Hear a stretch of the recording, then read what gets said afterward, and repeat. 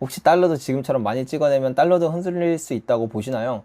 아, 뭐 이게 더 반복된다면 당연히 흔들릴 수도 있겠죠. 왜냐면 이미, 그러니까 사람들이 잘 못 느껴서 그렇지 이미 달러의 위상이 많이 떨어지긴 했어요. 진짜 많이 떨어졌고, 왜냐면 국제 결제 비중을 봐도 그렇고, 외환 보유고에서 이제 달러 비중을 봐도 그렇고, 달러가 예전만큼 그렇게 큰 위상을 갖고 있지는 않단 말이에요. 그래서 이미 지금도 많이 떨어졌는데 뭐 앞으로 당연히 달러가 더 많이 풀리고 한다면 더 그럴 수 있죠. 그리고 요즘에는 그 미국이 정말 그렇게 달러를 무진장 찍어내면서 다른 나라들이 많이 피해를 봤어요. 예를 들면 이게 인플레이션을 수출한다고 이야기를 하거든요. 이게 무슨 말이냐면 미국이 이제 달러를 막 찍잖아요. 이렇게 달러를, 그러니까 돈을 막 찍었어요. 그래서 사람들한테 막 다 호주머니에 막 다 쟁여줬다고 쳐요. 그러면은 이 호주머니에 있는 돈을 이제 미국 사람들은 쓸 거 아니에요. 근데 이제 이 미국 사람들이 이 호주머니에 있는 돈을 쓸 때 거의 이제 해외에서 물건을 가져오는 경우가 되게 많아요. 왜냐면 이런 돈들을 뭐 개인한테도 이제 당연히 이제 주기는 주지만 대부분 기업들한테 주는 경우가 되게 많거든요. 그럼 기업들은 이제 뭐 원자재를 사온다던가 아니면 뭐 중간재를 사온다던가 막 이런 방식으로 이렇게 해외에서 수입을 정말 많이 하게 될 텐데 그들은 그냥 달러를 찍어서 달러를 주면 거기선 이제 물건만 갖고 오니까 어떻게 보면은 이게 미국이고 이게 신흥국이라고 친다면 신흥국에서는 달러가 쌓이고 미국에서는 물건이 쌓이는, 그러면은 미국 안에서는 인플레이션이 일어나지가 않죠. 달러가 아무리 많이 풀렸어도 미국 안에 있는 달러가 다 다른 나라로 빠져나갔기 때문에. 그럼 이 신흥국들은 이제 신흥국에서 인플레이션이 발생하게 되거든요. 근데 이번에 코로나 때도 똑같이 이러한 것들 때문에 요즘 중국이 되게 많이 화났어요. 이것 때문에. 그래서 이런 시스템 자체가 원래 기축통화 시스템이 이래요. 옛날부터도 그랬고, 뭐, 미국 이전에 뭐 영국이라던가 스페인, 뭐 포르투갈 때도 다 똑같이 이랬었는데, 이러한 시스템 때문에 어느 순간부터는, 그 신흥국들이 이것 때문에 피해를 보다 나중에는 그 신흥국의 그런, 뭐라 해야 될까? 정말 이상현상들이 많이 나타나거든요. 네, 그래서, 음, 언젠가는, 네, 뭐 당장 언제가 될지 모르겠지만, 언젠가는 이제 뭐 그런 임계점이 탁 터진다면 더 이상 달러에 대한 그런 수요가 많이 줄게 되겠죠. 예. 안녕하세요. 근래 베림님 구독하고 있습니다. 장투를 계획하고 은을 1억 정도 투자한다고 하면 은을 현물로 매수하는 게 좋을까요? ETF로 매수하는 게 좋을까요? 어, 저는 개인적으로는 이제 실물을 가장 추천드리는데, 이게 실물을 추천드리는 이유가 이유가 하나, 둘, 두 가지인가 세 가지인가 아무튼 있어요. 왜냐하면 첫 번째는 실물 같은 경우엔 방법에 따라서 방법만 잘 쓴다면 거의 수수료도 없고 그리고 세금도 없이 매수 매도가 가능합니다. 그러니까 거래 비용이 전혀 없이 가능해요. 다만 ETF로 하시게 된다면 배당 소득세 15.4%나 양도 소득세 22%를 꼭 부과해야 되거든요. 그거에서 엄청난 비율이 있기 때문에 실물을 추천드리는 이유가 있고, 두 번째 이유는 이 약간의 리스크적인 측면이에요. 이게 아직은 역사에서 그런 적이 없기는 하나, 사실 대부분 이런 금과 은의 강세장에서는 금 몰수법이라던가 뭐 금 거래 금지 조항이라던가 막 이런 것들이 있어서 금에 대한 규제가 정말 정말 많았어요. 그리고 사실 뭐 2010년이었나요? 그때도 이제 증거금 인상하고 막 이러면서 막 뭐 여러 가지 규제들이 많이 있었단 말이에요. 그리고 이번에 코로나 팬데믹 이후에도 금에도 또 금과 은의 그런 증거금 인상 같은 것도 있고요. 어쨌든 이렇게 금과 은의 강세장에서는 항상 규제가 같이 따라 붙는데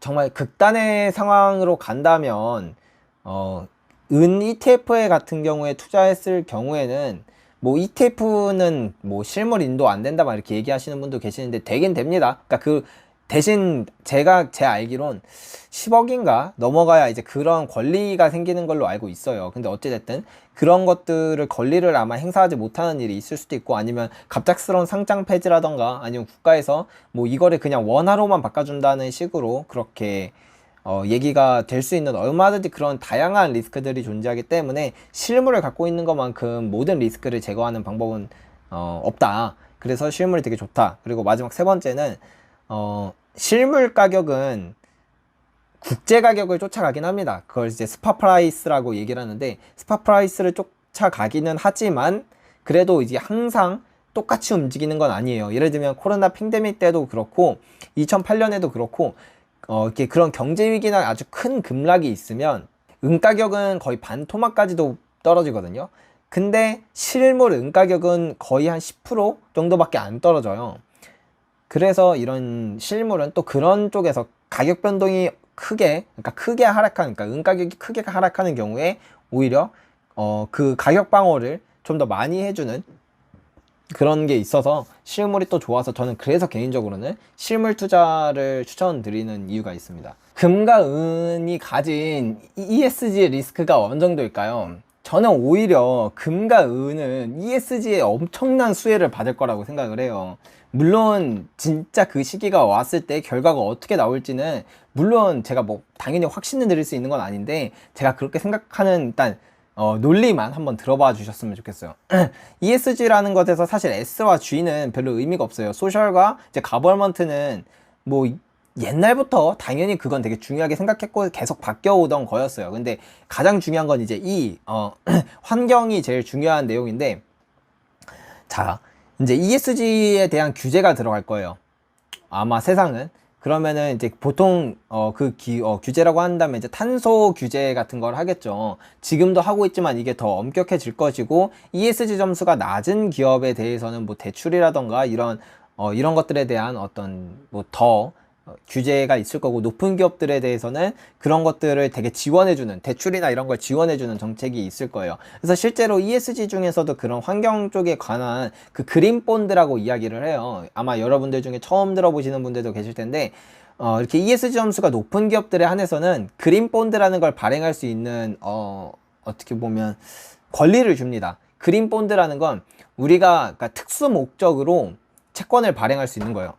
예를 들면 제가 뭐 신용등급이 예를 들어서 3등급이라고 치고 제가 받을 수 있는 대출 한도가 5천만 원이에요. 근데 저는 제가 만약에 제가 좀 친환경적인 어떤 사업을 하려고 합니다 라고 하면은 이제 그러면 내가 너 10억까지 빌려줄게, 대출도 은행이자보다 더 싸게 해줄게 라는 그런 식으로 채권을 발행할 수 있게 되거든요. 원래는 내가 5천만 원까지밖에 못 빌리고 거기에다 플러스로 이자도 은행이자보다 훨씬 더 높았는데도, 그러니까 그 원래 높은 이자를 냈어야 되는데 그 이자보다 더 낮고 더 많은 돈을 빌려줄 수 있는 그린 본드라는 걸 할 수 있게 돼요. 그래서 얘기가 조금 많이 길어질 것 같은데 이런 식으로 ESG가 각광받으면 각광받을수록 첫 번째, 그 환경적으로 유해한 그런 기업들에 대해서는 규제가 명해진다.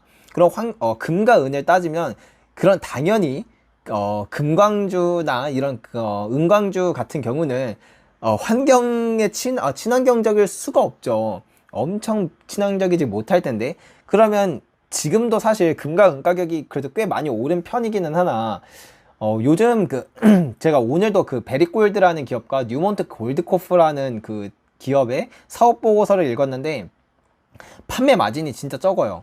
왜냐면 그 금을 캐는데 드는 인건비가 정말 많이 들어요. 요즘에는 심지어 미국에서도 막 취업 잘 안 하려고 그러잖아요, 사람들이. 왜냐면 집에서 쉬어서 받는 실업수당이 뭐 그거보다 더 나오거나 거의 준하게 나오는데 내가 굳이 왜 일을 해야 돼? 약간 이런 식이라, 그래서 인건비도 계속 늘어나고 높아지고 있는 이런 와중에 그러면은 인건비도 높아지고 인플레이션도 높아지고 그 다음에 근데 이제 금 가격, 은 가격은 별로 안 높고 이러면 이 판매 마진이 진짜 적단 말이에요. 그런데도 갑자기 여기서 ESG에 대한 규제가 더 들어간다? 그러면은 진짜 큰 기업들은 그나마 살아남겠죠. 하지만 좀 이제 그렇지 못한 기업들 같은 경우에는 금광주, 은광주들이 주저앉을 수밖에 없어요. 그러면 당연히 채굴량이 줄어들 것이고 그로 인해서 금 가격과 은 가격에 엄청난 상승 동력이 있을 수 있다라는 게 일단 저희 첫 번째 제가 생각하는 첫 번째 근거고, 두 번째는 이 ESG라는 것 자체가 환경 친화적인 기업들한테 엄청 그렇게 좋은 뭐 그린 본드라던가 이런 것들을 혜택을 준다고 말씀드렸잖아요. 그럼 친환경적인 것들을 대부분 생각을 해보면 뭐 태양열이라던가 뭐 아니면 전기차라던가 뭐 이런 것들에서 은이 엄청 많이 필요하단 말이에요. 그러니까 친환경적이지 않은 제품들에는 사실 은이 들어가는 일이 많지 않은데, 친환경 제품으로 가면 갈수록 은의 수요가 훨씬 더 많이 늘어날 수밖에 없어요. 그렇기 때문에 저는 이 ESG 그 은에 대한 수요가 정말 많이 늘어날 수 있다. 그리고 반도체 같은 경우에도 당연히 금이 들어가니까 금의 수요도 더 많아질 수밖에 없을 거라고 생각을 한다. 그래서 ESG라는 게 더욱더 이 시대에 자리 잡아가면 자리 잡아갈수록 금과 은에 대해서는 오히려 상승 모멘텀이면 상승 모멘텀이지 안 좋을 게 뭐가 있을까라는 생각이 들더라고요. 자, 여기까지 저의 뇌피셜이었습니다. 형, 만약에 저성장 저물가 패러다임이 바뀌면 어떤 방향으로 갈 거라고 생각되세요? 형은 말이야, 아마도 만약에 이게 바뀐다면 나는 이제 그러니까 나 개인적인 생각이야. 개인적인 생각인데 이제 저물가는 없다고 봐. 고성장 고물가던가 저성장 고물가던가. 그러니까 스태그플레이션이냐 아니면 그 산업혁명이냐, 이거 둘 중에 하나라고 생각을 해. 왜냐면 왜 저물가가 없다고 생각을 하냐면 나는 그냥 내 개인적인 생각인데, 첫 번째로 일단 뭐 돈이 많이 풀린 것도 많이 풀린 건데 이게 어떤 방식으로 풀렸느냐도 난 정말 크다고 생각을 해. 옛날에는 뭐 예를 들면 2008년 이럴 때 보면 돈을 그렇게나 많이 풀었는데 물가가 안 올랐잖아. 그 가장 기본적인 원인은 돈을 푸는 방식에 있었어. 내가 예를 들어서 그러니까 누군가한테 돈을 쥐어줬는데 이번에 기본소득제도 같은 거를 한번 보자. 기본소득제도가 아니지. 기본소득제도를 보자. 전 국민한테 다 똑같이 10만원씩 나눠줬어. 그러면 배고픈 사람도 있고, 그러니까 대부분은 서민들이 받았을 거 아니야. 왜냐면 양극화가 되게 지금은 심한 시대니까. 서민들은 소비의 주체란 말이야. 그럼 소비의 주체인 그 사람들한테 돈을 쥐어주면 진짜 바로 쓰지. 나 같아도, 나 이번에 30만원인가 그 재난지원금 받았을 때 받자마자 그냥 바로 외식 달렸어. 그랬던 것처럼, 이게 사람이 이렇게 막 뭔가 이렇게 돈을 이렇게 꽂아주면은 그렇게 중산층 밑에는 다 그렇게 돈을 와장창 쓰기 때문에 그렇게 물가가 상승할 수밖에 없는데, 예를 들어서 부자들한테 돈을 진짜 줬다고 쳐봐. 그러면 부자들한테 만약에 50만 원을 줬어. 그럼 그 사람들은 사실 이 50만 원이 있던 없던 크게 차이가 안 나고, 50만 원이 더 생겼다고 하더라도 그 50만 원을 무조건 다 소비로 쓰지 않을 거란 말이야. 그리고 부자가 아니고 예를 들면 투자 기관한테 줬다고 생각해봐. 은행한테 줬다고 생각해봐. 은행들이 갑자기 그 50만 원 받았다고 막 갑자기 뭐 나가가지고 막 카드 긁어가지고 뭐 국밥 사 먹겠니? 양적 완화라는 건 기본적으로 중앙은행이 채권을 사줌으로써 은행 투자 기관과 은행들한테 현찰을 쥐어주는 방식이야. 현금은 다 일로 갔는데, 모든 돈은 다 일로 갔는데, 얘네들은 투자의 주체이기 때문에 자산 가격이 올라가지 물가가 올라가진 않아. 근데 이번에 코로나 팬데믹 이후에 그 상황을 보면, 이거는 이제 MP3 정책이라고 하는데, 중앙은행이 어떻게 보면 진짜 국가에 있는 국채를 거의 곧바로 사주면서 국가가 주도해서 그렇게 완화적인 정책을 펼쳤단 말이야. 이번에 진짜 그런 기본소득제도라던가 그런 재난지원금이라던가 실업수당이라던가 이런 걸로 진짜 어떻게 보면 진짜 그 소비의 주체인 가게한테 돈을 다 뿌렸어. 이거는 난 물가 상승이 올 거라고 생각해. 그리고 앞으로도 향후 10년 동안 그렇게 돈을 풀 정책들이 이미 다 협의가 되어 있고, 지금은 그 과정에서 얼마를 뿌릴 것인가에 대해서 협의를 하고 있지, 할 건가 안 할 건가에 대한 협의는 이미 끝났거든. 따라서 물가는 오를 수밖에 없고, 여기에 더불어서 한 가지 더 하자면, 나는 이제 옛날처럼 글로벌 서플라이 체인은 없다고 또 생각을 해. 왜냐면 이런 글로벌 서플라이 체인이라는 게 누구는 물건만 만들고 누구는 돈만 찍어서 이 물건을 사주고, 누구는 뭐 원자재만 캐고 막 이런 방식으로 했던 게 효율적인 건 맞는데, 이렇게 가면 결과적으로는 그 선진국들은 더 선진국이 되고, 이제 후진국들은 계속 더 후져질 수밖에 없거든. 후진국이 아니라 신흥국은 어쨌든 더 후져질 수밖에 없거든.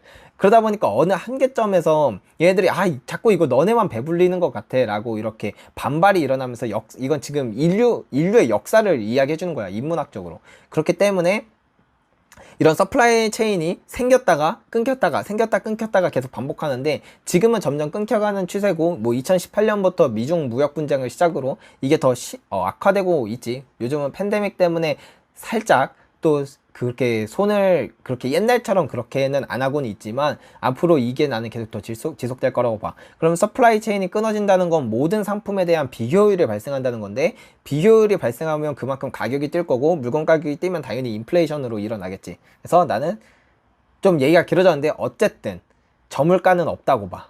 예. 그래서 고성장 고물가냐 저성장 고물가냐인데 고성장 고물가면 그래도 뭐 낫겠지만 저성장 고물가면 진짜 살기 팍팍한 시대가 되지 않을까. 근래 인플레이션 압력도 크지만 디플레이션에 대한 우려가 크다는 기사를 보았는데 어떤가요? 제가 이거 관련한 그 기사가 아니고 칼럼을 한번 써드렸었어요.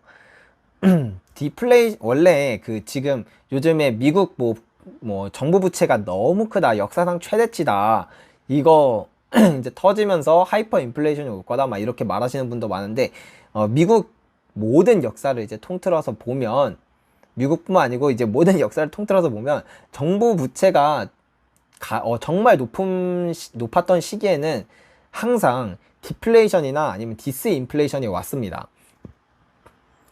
왜 그러냐면 부채가 많으니까 부채를 줄여야 되니까 당연히 디플레이션이나 디스인플레이션이 올 수밖에 없는 건데 그러면 이제 지금은 거의 저금리이기 때문에 더 이상의 디스인플레이션은 쉽지 않고 오히려 그렇기 때문에 디플레이션 압력이 정말 심한 거거든요. 그래서 디플레이션에 대한 어떻게 보면 해지 자산은 많지는 않습니다. 크게 세 가지가 있는데 현금과 국채와 그다음에 마지막이 금이에요. 금이 왜 디플레이션 해지 자산이냐면 금 같은 경우에는 그런 디플레이션 기간 때 보면 금 가격 자체가 올랐던 건 아닌데 금은 이제 그 구매력을 항상 지켜줬기 때문에 그래서 거의 현금과 동등한 위치에서 금은 이 디플레이션을 해지했다라고 볼 수가 있고 그리고 금에 대한 수요 자체도 그렇기 때문에 되게 높았습니다. 그래서 대공황 때에 이제 주가 지수를 보면은 이제 다우 지수가 거의 80%까지 폭락을 했었지만 그때 금광주들은 400%가 넘는 상승을 했었다는 걸 알 수 있는데 그렇기 때문에 뭔가 디플레이션 해지 자산으로 금도 괜찮고 현금이나 아니면 미국 국채 같은 걸 사놓는 것도 되게 괜찮습니다. 글로벌 서플라이 없어지면 근본 이제 다시 부활할 수 있을까요? 이게 글로벌 서플라이 체인이랑 근본이제랑 사실 무슨 관계인지는 잘 모르겠지만 근본이제는 보통 그 화폐에 대한 가치를 더 이상 보장받지 못하면 근본이제로 돌아갔었거든요. 그래서 그렇습니다. 그래서 근본이제 뭐 언젠가는 뭐 저는 충분히 부활할 수도 있다라는 가능성도 열어두고 있습니다.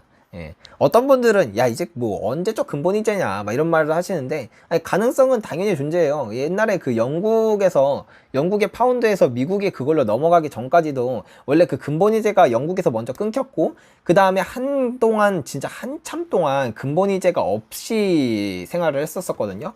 근데 그 기간 동안에도 세상이 정말 잘 굴러갔어요. 물론 중간에 이제 2차 세계대전이 있으면서 이제 뭐 그런 건 있었지만 그러니까 그런 화폐적인 문제는 크게 없이 잘 굴러갔습니다. 그렇기 때문에 그때 사람들도 뭐 근본이제 없어도 오히려 살기 더 편하네 이런 생각을 했었을 텐데 근데도 불구하고 누군가가 기초통화 패권을 잡으려면 근본이제라는 것을 명분 삼아서 패권을 잡았던 그런 역사들이 항상 있었기 때문에 그것만큼 정말 어떻게 보면 모든 사람들을 납득시킬 수 있을 만한 게 없기 때문에 그래서 이번에도 마찬가지로 뭐 다른 걸로 누군가가 뭐 얘기를 할 수는 있겠지만 저는 가장 그래도 가능성은 만약에 뭔가 누군가가 다시 한번 그 기초통화 패권을 뭐 이렇게 하게 된다면 근본이제를 하지 않을까라는 생각도 좀 듭니다. 국내 가계부채 팽창이 외부 충격으로 인해 리스크로 돌아올 때 미국이 아닌 국내에 어떤 일이 일어날까요? 사실 가계부채가 터지면 이게 좀 큰 위기가 되죠.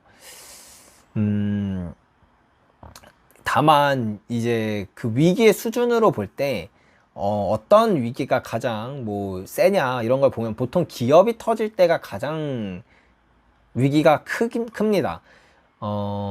예를 들면 이제 그 IMF가 이제 기업이 터졌을 때죠. 기업에 대한 부채가 터졌을 때 이제 그 IMF처럼 정말 거의 국가는 거의 파산 직전까지 가게 되고요. 그 다음에는 이제 금융위기처럼 은행이 터졌을 때는 근데 이제 이거는 사실 금융규제만 해주면 살아는 나기 때문에 그게 있고 그 다음이 이제 정부가 터졌을 때 그게 이제 재정위기인데 정부가 터진 건 이것도 사실 방법은 다 있고 그렇게 크게 막 전체적으로 영향을 받지는 않습니다. 왜냐면 사실 정부가 터진 거는 뭐 정부가 터진 건데 아직 그 나라에 남아있는 기업들도 있고 그런 기업들이 계속 생산 활동을 하기 때문에 물론 이 세 가지가 독립적인 건 아니고 다 연관을 짓지만 이 경제라는 그 큰 틀에서 얼마만큼의 영향을 주는가로 따지면 기업, 다음이 은행, 다음이 이제 정부의 그 위기거든요. 그렇습니다. 가계부채가 터진다는 게 무슨 뜻인가요? 그러니까 보통 모든 위기는 부채를 못 갚아서 위기가 나거든요. 그러니까 가계부채가 이제 뭐 가계부채라는 건 일반 이제 저희 서민들이죠. 이 서민들이 부채를 갚을 수 없는 어떤 특정 그 사건이 빵 터지면서 이제 그게 벌어지는 건데 근데 보통 근데 이게 또 이게 어디로 갈지는 잘 모르겠는데 이게 IMF 정도의 위기가 될지 2008년 금융위기 정도가 될지 모르겠지만 근데 가만 생각해 보니까 IMF는 아닐 수도 있겠다 생각이 드는 게 가계부채의 대부분이 또 주택을 구입한 거잖아요. 그 2008년에도 그 가계부채가 터지면서 바로 이제 은행이 쓰러졌기 때문에 금융위기가 됐었단 말이에요. 그래서 그러니까 그 부동산이 계속 오르면 상관이 없는데 어느 순간부터 이게 꺾여버리면 대출을 받아서 했던 사람들은 이제 원금을 못 갚는 상황이 벌어지기 때문에 이제 파산을 하게 되고 그런 파산이 누적돼서 은행이 쓰러지면서 금융위기가 일어났던 것처럼 아마 다시 생각해 보니까 우리나라도 가계부채가 터지면 금융위기가 올 수 있겠다라는 생각이 듭니다. 근데 금융위기는 물론 큰 위기는 맞지만 그 위기의 정도를 다 이렇게 나열하고 봤을 때 금융위기는 그래도 진짜 경제위기보단 낫다. 경제위기는 이제 기업이 쓰러지는 건데 금융위기는 은행이 쓰러지는 거니까 그나마 좀 낫다 라는 생각이 드네요. 예, 그러니까 뭐 안 좋은 것 중에 뭐가 더 안 좋은 것 중에 뭐가 더 낫냐를 선택하는 게 좀 웃긴 거긴 하지만 예.